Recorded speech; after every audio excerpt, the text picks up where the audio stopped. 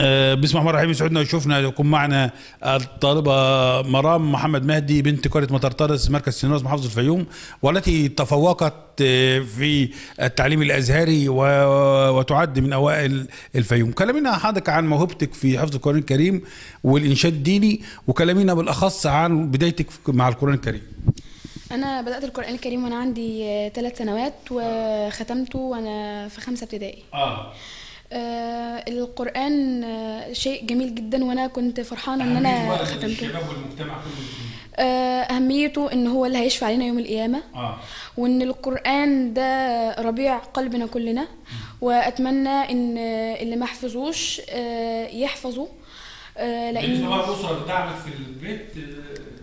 الاسره مشجعاني جدا وبتدعمني جدا. طيب عايزين بقى نستمتع بصوتك بقى العذب في التلاوه.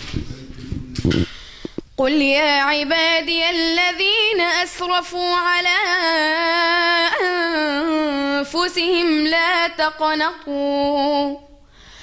لا تقنطوا من رحمة الله، إن الله يغفر الذنوب جميعا، إنه هو الغفور الرحيم.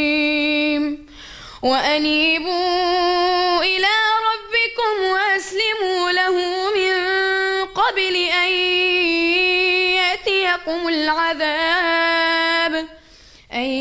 يأتيكم العذاب ثم لا تنصرون.